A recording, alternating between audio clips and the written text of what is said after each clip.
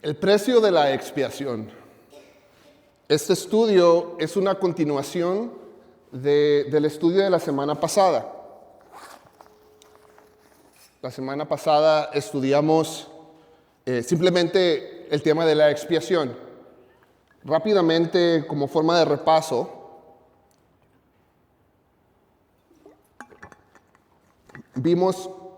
estudiamos por qué era necesaria la expiación. Y en primer lugar, algo que es bien interesante el entender es que la expiación no era necesaria, que Jesús no tenía que venir a morir por nosotros, que Dios no estaba obligado a pagar el precio del pecado, que así como Dios no perdonó a los ángeles y no proveyó para ellos una manera de ser salvos, también Dios pudo haber decidido no hacerlo por nosotros. Dios no estaba obligado a salvarnos. Dios no estaba obligado a rescatarnos. Pero en su amor, como cantábamos ahorita de su amor, en su amor decidió hacerlo. En su amor decidió proveer una manera para que nosotros pudiéramos alcanzar la salvación. Y fue ese amor el que hizo necesaria la expiación. El que hizo necesaria que Jesús viniera y tomara nuestro lugar y pagara el precio del pecado. Porque junto con el amor de Dios también está su justicia. Eso es lo que estudiábamos. Que Dios no podía simplemente hacer como si los pecados no hubieran sucedido. Como si nosotros no hubiéramos pecado nunca. Había un precio que tenía que ser pagado por el pecado. Y Romanos nos dice claramente cuál es ese precio. ¿Cuál es? La paga del pecado. Muerte. En la justicia de Dios, Dios no podía dejar ese precio sin pagar. No podía hacer como que los pecados nunca sucedieron. Por su amor decidió salvarnos, pero por su justicia tuvo que pagar el precio. Y eso es la expiación. Jesús vino y pagó el precio del pecado. La necesidad de la expiación fue por el amor y por la justicia de Dios. Y ya que estudiamos esa parte de la expiación, quiero que nos enfoquemos ahora en el precio de la expiación. Lo que le costó a Dios, lo que le costó a Cristo el pagar por nuestros pecados, el expiar nuestros pecados.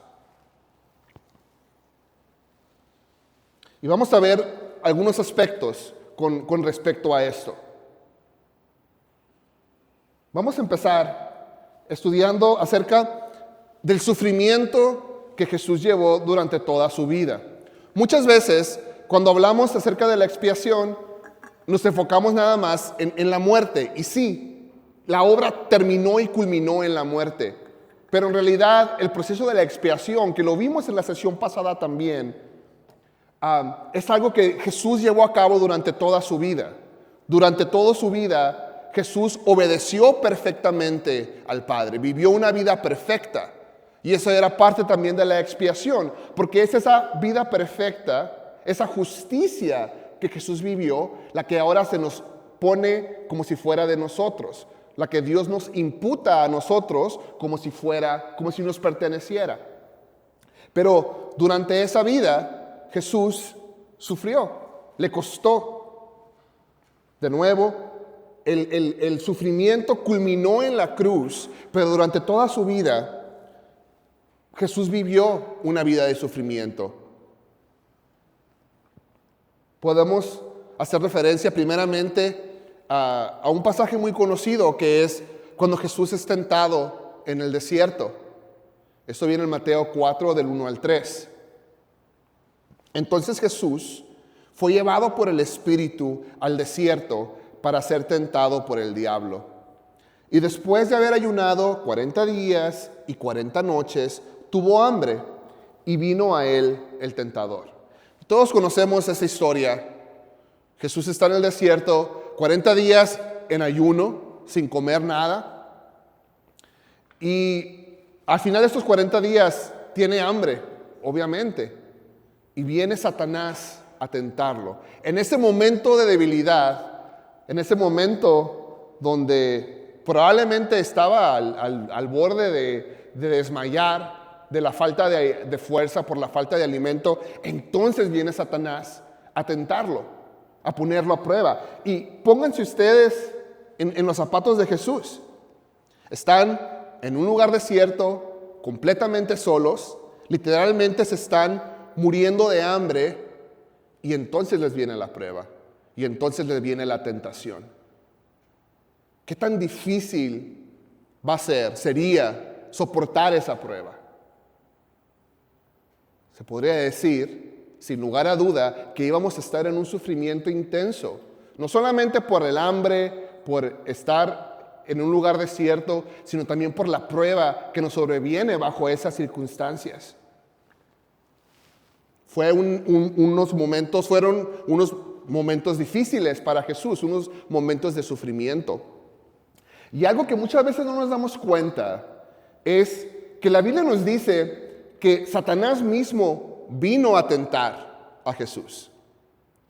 Y no nos damos cuenta de que Satanás no es un ser omnipresente, solamente hay un ser omnipresente, y este es Dios. Lo que significa que Satanás no está en todas partes todo el tiempo, a diferencia de Dios. Satanás solamente puede estar en un lugar a la vez. También Satanás no es omnisciente. Satanás no sabe lo que estamos pensando, solamente Dios lo sabe. Pero volviendo a la omnipresencia, Satanás no está en todas partes al mismo tiempo. Por lo tanto, la mayoría de nosotros nunca jamás nos hemos encontrado con Satanás, y probablemente nunca lo vamos a hacer.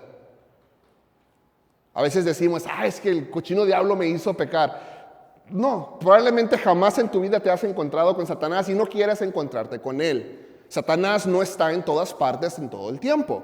Pero en esta ocasión, Satanás mismo vino a tentar a Jesús. Fue una prueba como quizá nosotros nunca jamás vamos a soportar. Fue un momento de sufrimiento que Jesús pasó aquí en el desierto. También Jesús vivió una vida de sufrimiento conforme iba creciendo. Durante toda su infancia y su adolescencia, y cuando llegó a la adultez, vivió una vida de sufrimiento.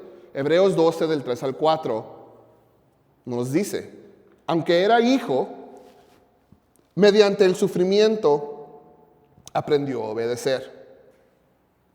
No tenemos muchos detalles de la vida de Jesús antes de que empezara con su ministerio. Hay algunos detalles de su infancia, pero esa edad en la adolescencia, cuando era adulto joven, la Biblia no nos da muchos detalles al respecto. Pero sí sabemos algunas cosas de cómo estaba el pueblo de Dios viviendo en aquel entonces. El pueblo de Dios se encontraba bajo el gobierno del Imperio Romano. Básicamente estaban no tanto como esclavos, pero estaban siendo gobernados por el Imperio Romano. Y era una vida difícil. Les controlaban muchísimas cosas. No era una vida fácil la que llevaban en aquel entonces los judíos. La vida de Jesús fue difícil. También, aunque Jesús no era pobre, su padre José era un carpintero, lo que significaba que tenía un trabajo que le daba lo suficiente para alimentar a su familia, pero de ninguna manera era rico, de ninguna manera le sobraba el dinero, no vivía de manera lujosa o incluso de manera cómoda. Tenían para vivir, pero hasta ahí. Entonces, conforme creció, no creció en lujos, en riquezas. Fue una vida difícil. Además de esto, su padre terrenal, José, murió en algún momento. No tenemos muchos detalles de cuándo pasó, pero cuando Jesús empieza su ministerio, su padre ya no estaba, su padre terrenal. Y Jesús, como el hermano mayor, probablemente se tuvo que hacer cargo de su familia, de su mamá y de sus hermanos. Fue una vida difícil que vivió Jesús. Y de nuevo, la Biblia no nos da muchos detalles acerca de este periodo de tiempo en su vida, pero lo que sí nos dice en Hebreos es que mediante el sufrimiento aprendió a obedecer. Sufrió durante toda su vida. También tuvo bastante sufrimiento durante su ministerio. No fue una vida fácil, no fue un ministerio fácil, para nada. Hebreos 12, del 3 al 4. Así pues, consideren a aquel que perseveró frente a tanta oposición por parte de los pecadores, para que no cansen ni pierdan el ánimo. En la lucha que ustedes libran contra el pecado, todavía no han tenido que resistir hasta derramar su sangre. Jesús se enfrentó a mucha oposición por parte de las autoridades religiosas. Durante todo su ministerio estuvieron detrás de él, estuvieron intentando hacerlo, le ponían trampas para que blasfemara o le ponían dificultades durante todo su ministerio. Fue difícil lidiar con los líderes religiosos de aquel entonces. Y obviamente al final lograron lo que querían cuando lograron que lo pusieran a muerte. Todo esto fue por oposición de los líderes religiosos. Aquí al final de Hebreos 12:4 nos dice, todavía no han tenido que resistir hasta derramar su sangre. La lucha que nosotros tenemos que llevar a cabo, o que la lucha que vivimos, no se compara con la lucha que Jesús tuvo que llevar. Dice, hasta derramar su sangre. Su ministerio fue difícil. Fue un ministerio donde sufrió mucho. Isaías profetizaba del Cristo, hablaba del Cristo que iba a venir. Y fíjense en la manera de cómo lo describe. Esto es en Isaías 53:3. Hablando del Cristo, dice, fue despreciado y desechado de los hombres, varón de dolores y experimentado en aflicción. Y como uno de quien los hombres esconden el rostro, fue despreciado y no lo estimamos. Aquí está profetizando Isaías de cómo iba a ser tratado el Cristo. Nos habla de dolores, nos habla de aflicción, de cómo la gente esconde el rostro de él, despreciado. Fue una vida difícil que Jesús vivió. Entonces, a veces nos enfocamos solamente en la cruz, que sí, culminó en la cruz, pero durante toda su vida Jesús sufrió. Jesús llevó una vida de aflicción, así como Isaías lo profetizó, así sucedió. Toda su vida fue una vida difícil, fue una vida de sufrimiento. Y como veníamos diciendo, este sufrimiento viene y culmina en la cruz. Conforme más se acercaba el tiempo de su crucifixión, más se iban incrementando su sufrimiento.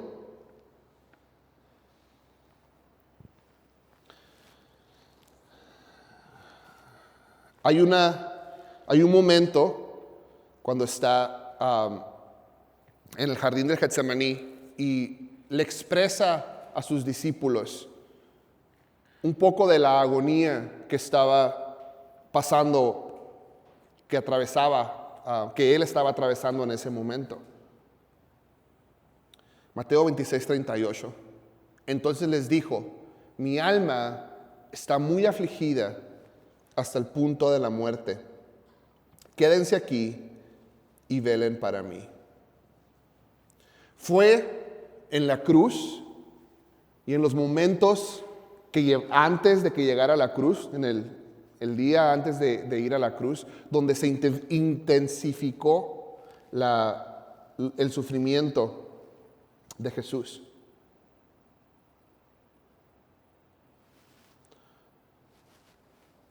La Biblia enseña que hubo 4 aspectos diferentes, 4 diferentes tipos de dolor que Jesús sufrió en la cruz.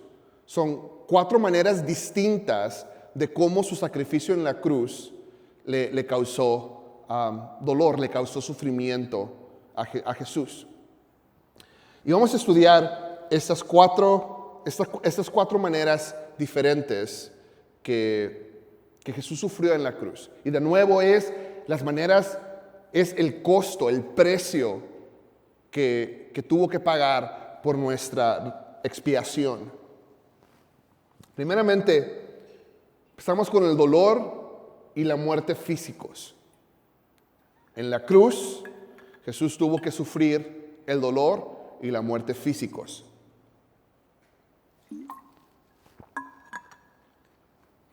Y tengo una pregunta para ustedes. ¿Es Jesús la persona que ha sufrido más dolor físico que nadie más en el mundo? ¿Qué dicen ustedes? ¿Es Jesús la persona que ha sufrido más que nadie en el mundo físicamente? Para ti que sí. ¿Qué dicen los demás?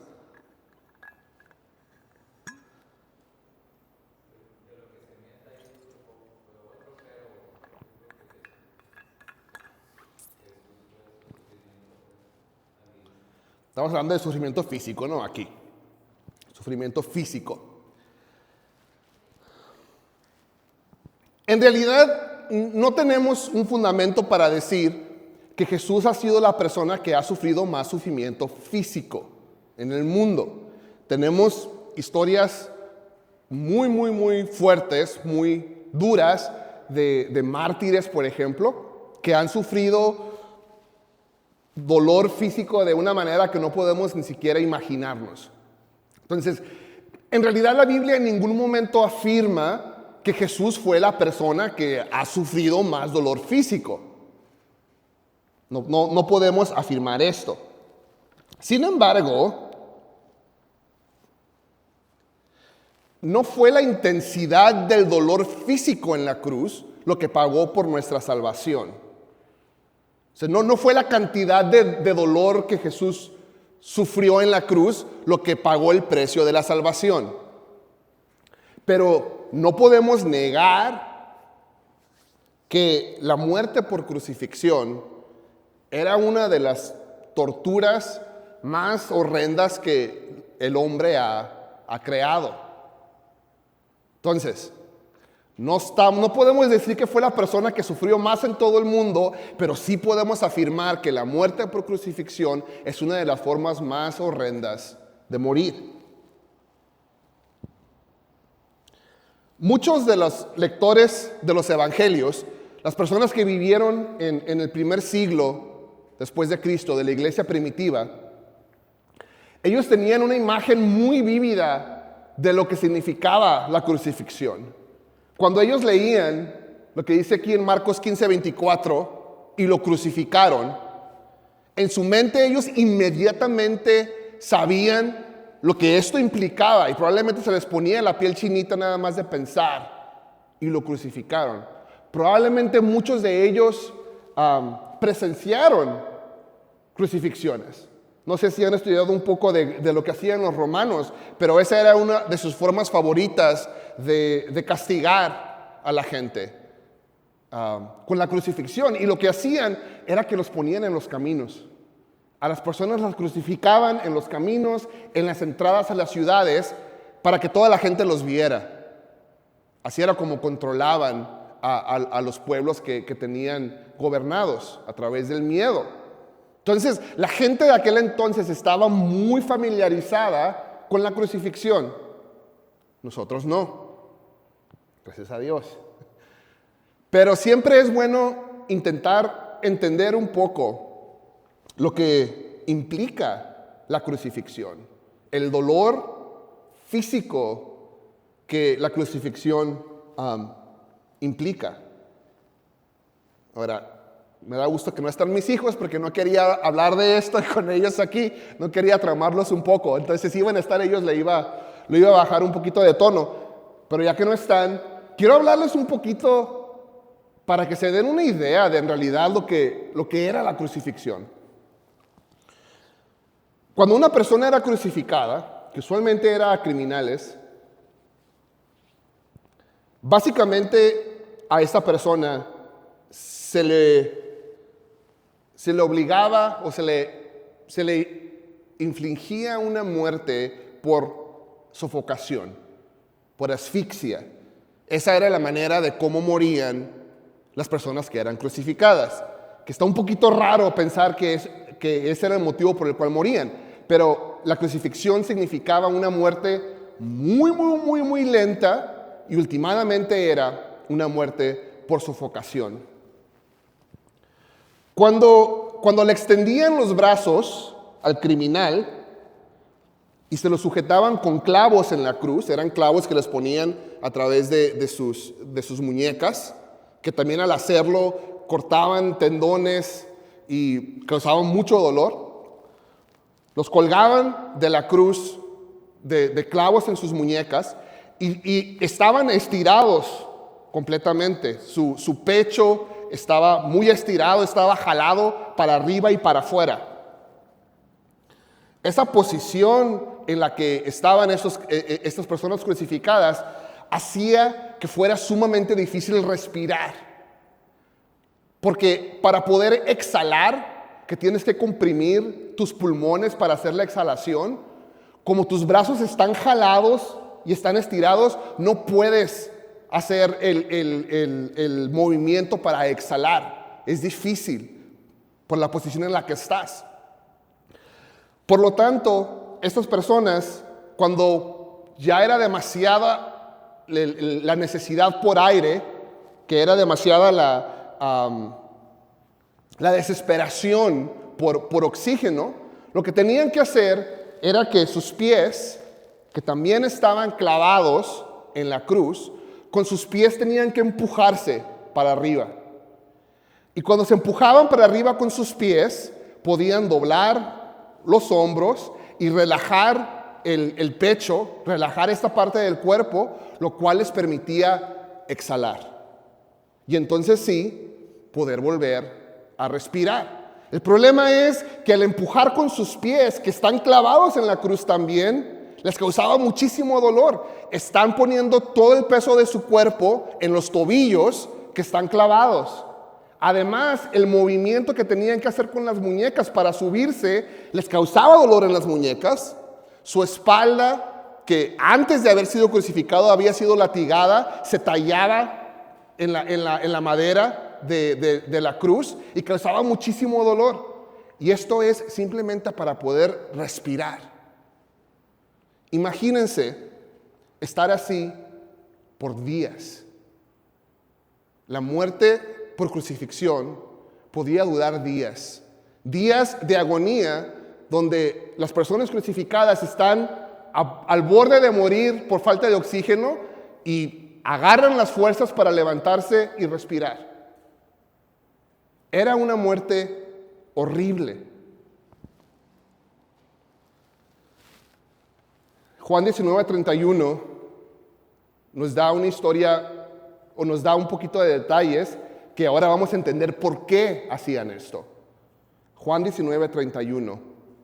Era el día de la preparación para la Pascua. Los judíos no querían que los cuerpos permanecieran en la cruz en sábado, por ser un sábado muy solemne. Así que pidieron a Pilato ordenar que quebraran las piernas a los crucificados y bajaran sus cuerpos. ¿Por qué les quebraban las piernas?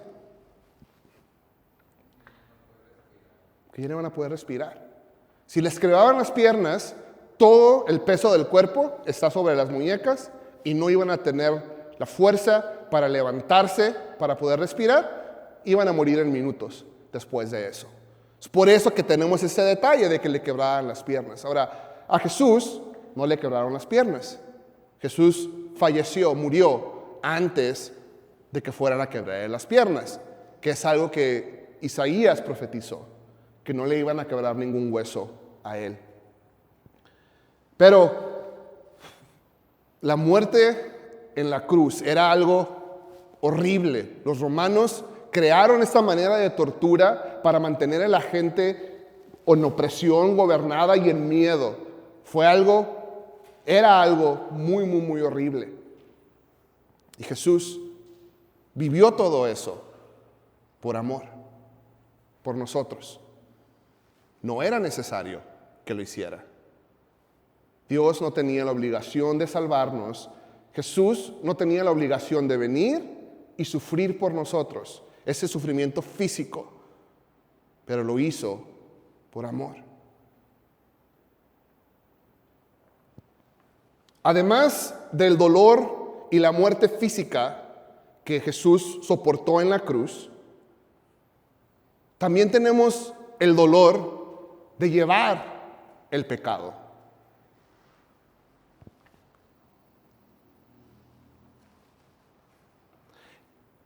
Y me voy a atrever a decir que este tipo de dolor todavía fue más fuerte que el dolor físico.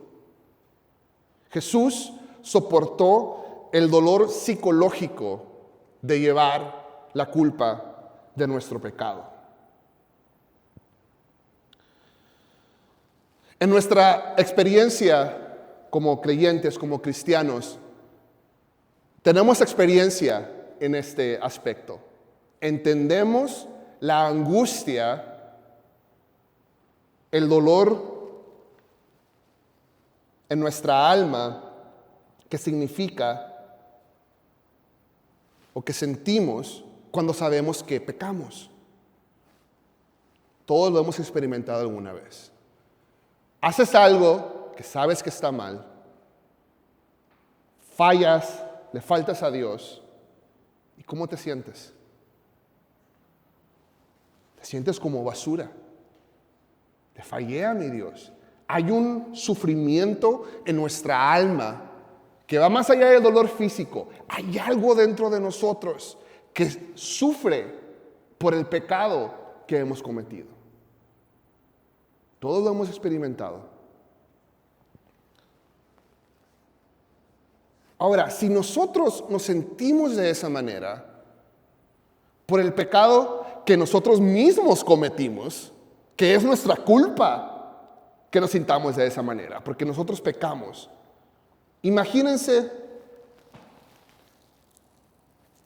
lo que sintió Jesús, el Hijo de Dios, santo, al llevar los pecados de la humanidad en sí mismo. 1 Corintios 5:21. Al que no conoció pecado, ese es Cristo. Jesús jamás pecó, era santo. Al que no conoció pecado, por nosotros lo hizo pecado, para que nosotros fuésemos hechos justicia de Dios en él. Jesús era perfectamente santo.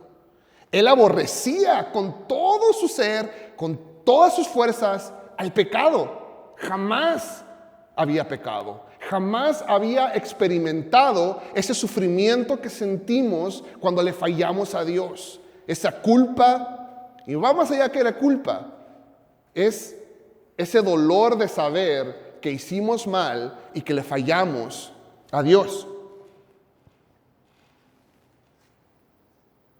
El pecado contradecía todo el carácter de Jesús, todo lo que Jesús era opuesto al pecado. Sin embargo, en obediencia al Padre y por amor a nosotros, Jesús llevó sobre sí los pecados de todo el mundo.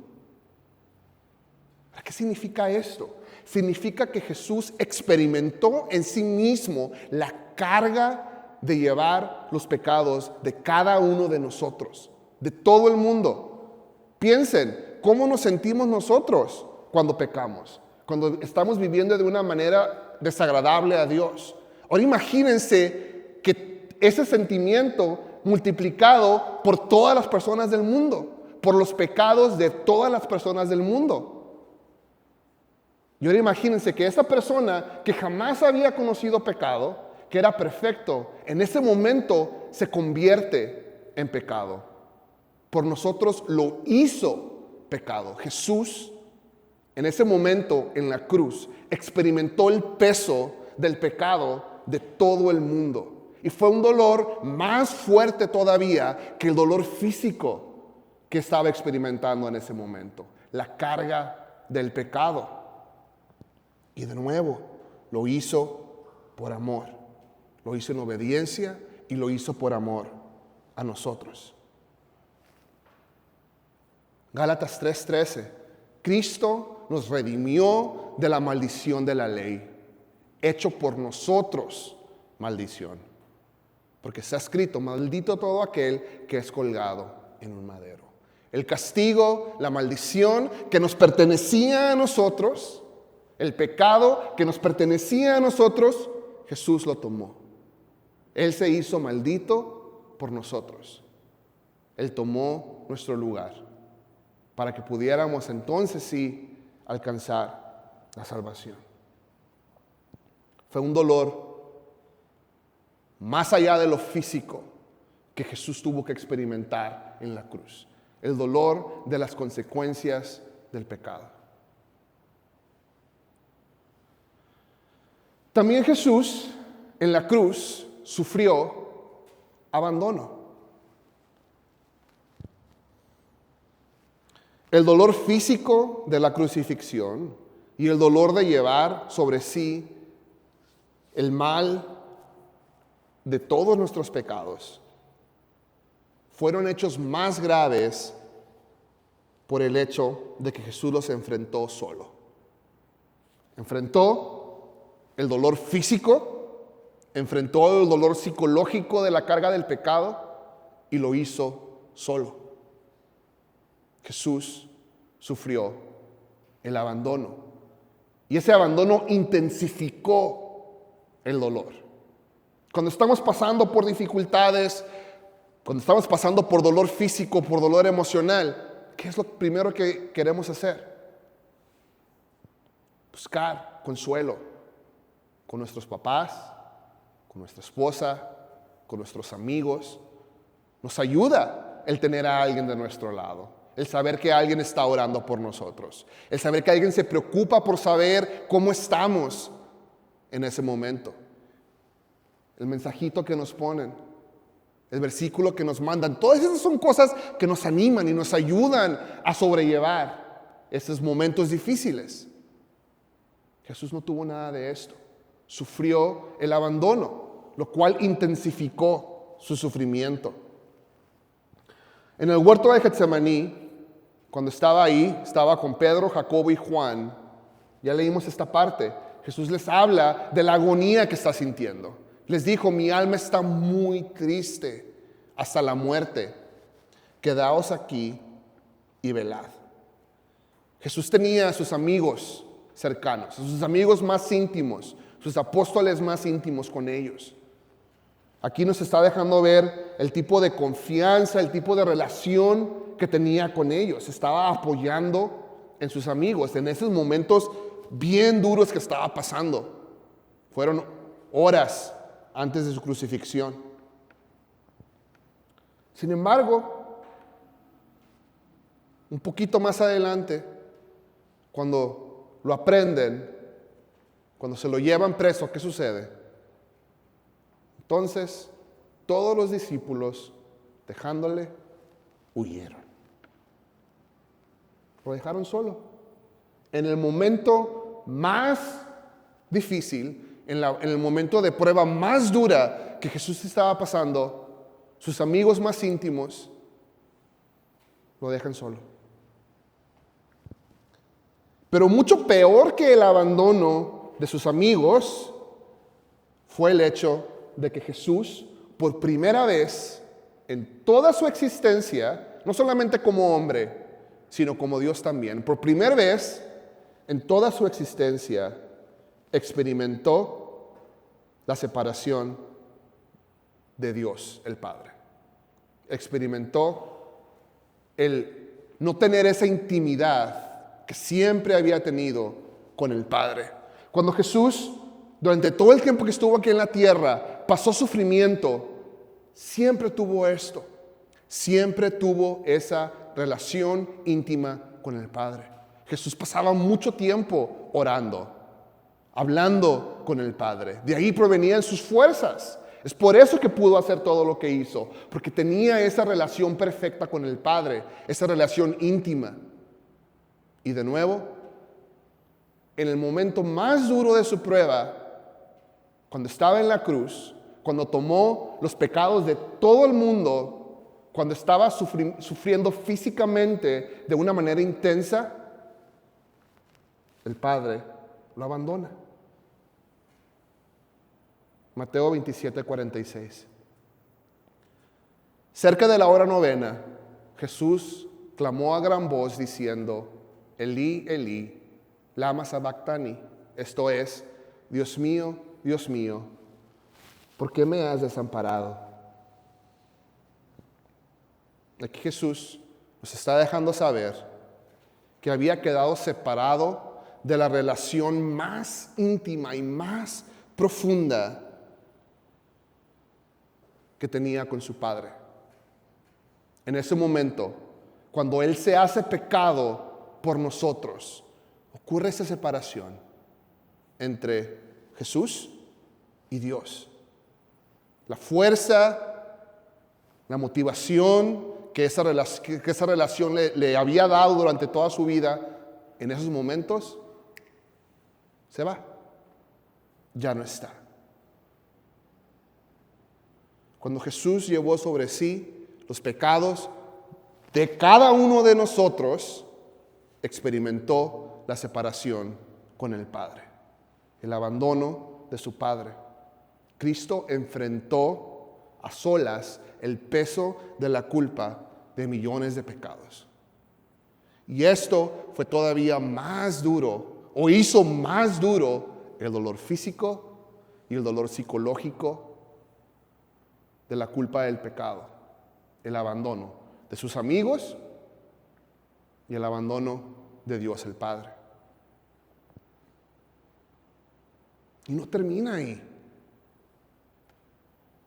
Jesús llevó la ira de Dios.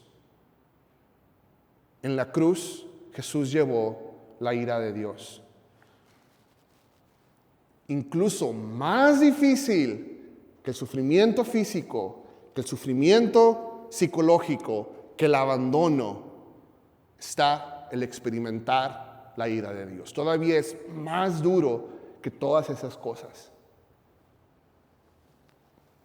Jesús se volvió el objeto del intenso aborrecimiento del pecado y venganza contra el pecado que Dios había estado guardando desde el principio de los tiempos. Jesús se volvió el objeto, se volvió la cosa sobre cual Dios desató su ira, la ira contra el pecado. Esto lo estudiamos un poquito la semana pasada, Romanos 3, del 25 al 26. Aquí está hablando de Jesús, a quien Dios puso como propiciación por medio de la fe en su sangre para manifestar su justicia a causa de haber pasado por alto en su paciencia los pecados pasados, con la mira de manifestar en este tiempo su justicia, a fin de que Él sea el justo y el que justifica al que es de la fe de Jesús. Aquí lo que nos está diciendo es que Dios había pasado por alto el castigo del pecado de la humanidad, de su pueblo. Dios les había estado perdonando los pecados. Por eso tenían toda esta ceremonia, todos esos rituales con sacrificios.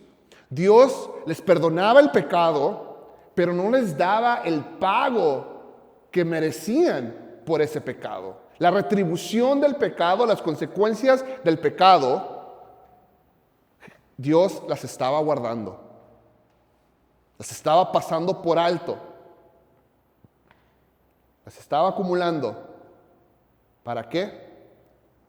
Para que en ese momento, cuando Jesús estaba en la cruz, entonces sí, iba a desatar su ira y a pagar el precio que el pecado, más bien a cobrar el precio que el pecado merecía.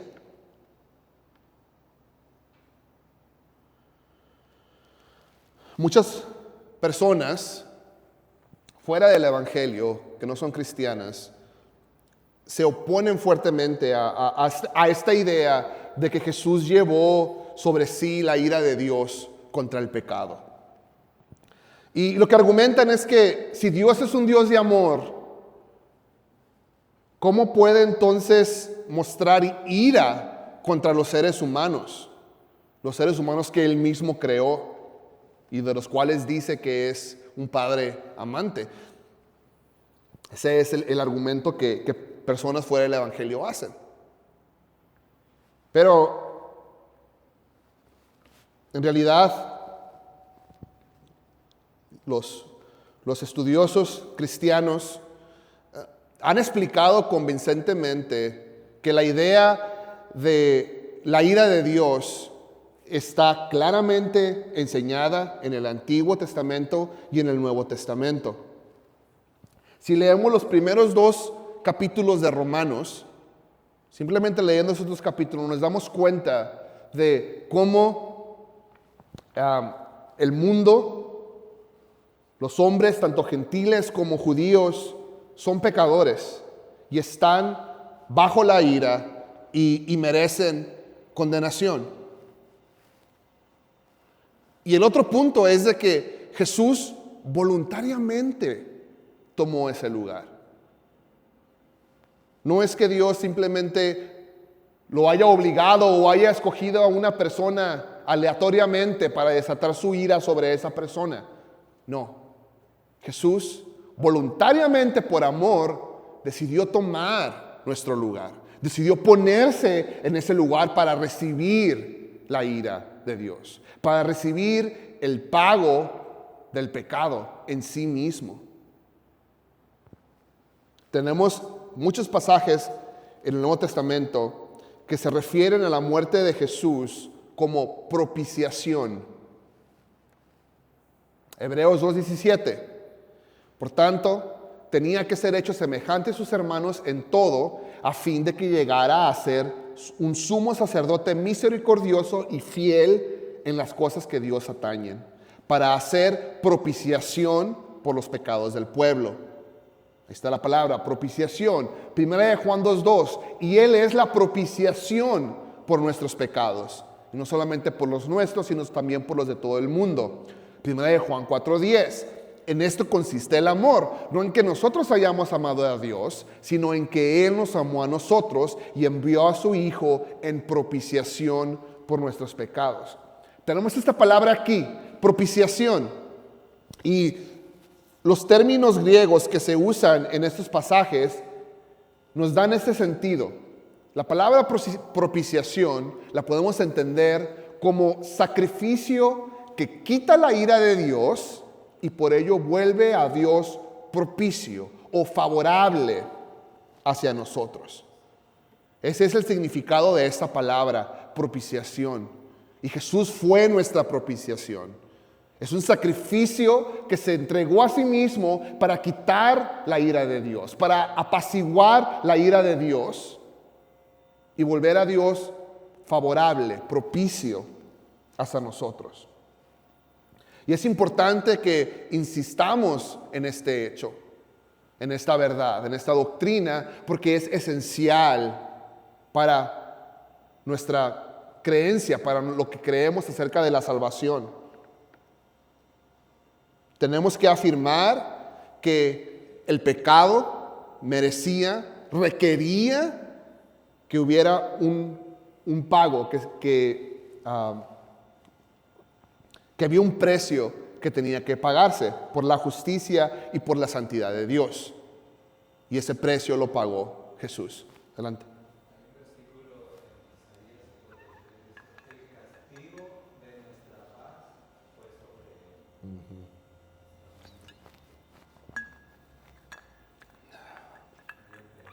Así es. Él tomó el castigo que nos correspondía a nosotros. Y vimos de una manera muy gráfica lo que le costó. El precio que Jesús tuvo que pagar por nuestra salvación y fue por amor. Rápidamente, porque ya se me hizo tarde, quiero hablar un poquito de los beneficios de la expiación. los beneficios que obtenemos por el sacrificio que Jesús hizo por nosotros en la cruz. Primeramente, tenemos que reconocer que merecemos morir como castigo por el pecado, merecemos recibir la ira de Dios contra el pecado, nuestros pecados nos separan de Dios y estamos en esclavitud al pecado y al reino de Satanás. Todas estas son cosas que nosotros merecemos, pero Jesús, a través de su sacrificio, a través de la expiación, hizo algo para librarnos de cada uno de estos puntos. Primeramente tenemos su sacrificio. Jesús murió, se sacrificó por nosotros para pagar el precio, la pena de muerte que merecíamos. Hebreos 9:26. Al contrario, ahora, al final de los tiempos, se ha presentado una y sola vez y para siempre a fin de acabar con el pecado mediante el sacrificio de sí mismo. Merecemos morir por el castigo a nuestros pecados. Jesús se entregó como sacrificio para morir en nuestro lugar. Merecemos recibir la ira de Dios. Jesús fue nuestra propiciación. Primera de Juan 4:10. En esto consiste el amor. No en que nosotros hayamos amado a Dios, sino en que Él nos amó a nosotros y envió a su Hijo en propiciación por nuestros pecados. Merecemos la ira de Dios, pero Jesús la tomó para sí mismo en nuestro lugar para ponernos en el favor de Dios, para ganar el favor de Dios para con nosotros. Nuestros pecados nos separan de Dios. Jesús vino a hacer nuestra reconciliación, vino a reconciliarnos con el Padre. Necesitábamos a alguien que se pusiera en el medio entre Dios y hombre y fuera ese intermediario y nos reconciliara. Eso fue lo que hizo Jesús. Segunda de Corintios 5, del 18 al 19. Y todo esto procede de Dios, quien nos reconcilió con Él mismo por medio de Cristo y nos dio el ministerio de la reconciliación. Es decir, que Dios estaba en Cristo reconciliando al mundo con Él mismo, no tomando en cuenta a los hombres sus transgresiones, y nos ha encomendado a nosotros la palabra de reconciliación. Por último, estamos en esclavitud al pecado. Jesús vino y nos trajo redención, nos redimió, pagó el precio del pecado para hacernos libres. El trasfondo de la redención es algo muy, muy hermoso. Si alguna vez tienen la oportunidad de estudiarlo, háganlo. Tiene que ver con la cultura judía. Es algo muy padre. Marcos 10:45. Porque el Hijo del Hombre no vino para ser servido, sino para servir y para dar su vida en rescate por muchos. Estábamos bajo la esclavitud al pecado y Jesús vino y pagó ese precio para liberarnos, para hacernos libres del pecado. Todo eso lo hizo cuando murió en la cruz y a través de su vida también. Esto es la doctrina de la expiación, lo que Jesús vino a hacer por nosotros, que vino y tomó nuestro lugar, el lugar que nos correspondía. El castigo que nos correspondía lo tomó para Él mismo, para satisfacer la ira de Dios, para pagar el precio del pecado que era muerte, para reconciliarnos con el Padre, para que pudiéramos alcanzar la salvación. Cuando entendemos la profundidad de esto, lo que realmente significa que el Hijo de Dios haya venido a dar su vida por nosotros, cuando realmente lo entendemos aquí, en el corazón, es entonces cuando nuestras vidas dan un giro de 180 grados completamente. Es cuando entendemos que estamos aquí por gracia, que estamos aquí por amor, que no merecemos nada de lo que Dios nos ha dado. Y no nos queda más que rendir nuestras vidas a Dios, a Jesús, en agradecimiento, porque Él lo hizo todo. Porque Él pagó el precio. Porque Él pagó la culpa que a nosotros nos correspondía. La muerte que nos correspondía a nosotros la tomó en sí mismo. No fue fácil. No tenía que hacerlo. No estaba obligado a hacerlo, pero lo hizo por amor. Y por eso estamos aquí. Y por eso le servimos. Y por eso venimos a la iglesia a aprender de Él. Por eso salimos afuera a compartir del Evangelio. Porque Él lo hizo todo. Porque Él es digno. Vamos a orar. Padre, gracias, Señor. Realmente no tenemos suficientes palabras para agradecerte. Nuestra vida completa no basta para agradecerte lo que tú has hecho por nosotros. Lo que hiciste en la cruz, lo que lograste en la cruz, al enviar a tu Hijo a morir por nosotros, a tomar nuestro lugar. No lo merecemos, Padre. Somos pecadores. Somos faltos. Pero en tu amor lo hiciste todo. Tu Hijo Jesús tomó nuestro lugar, pagó el precio, nos reconcilió contigo, nos abrió un camino para llegar de vuelta contigo. Y gracias, Señor. Ayúdanos a entender el precio, el costo que significó nuestra redención. Ayúdanos a vivir en luz de esa realidad. Que el conocimiento de tu sacrificio se vea reflejado en nuestra vida, en nuestras decisiones, en la manera de cómo nos comportamos, en la manera de cómo te servimos, que lo mereces todo, Señor. Gracias por tu palabra, gracias por este tiempo. En nombre de Cristo Jesús. Amén.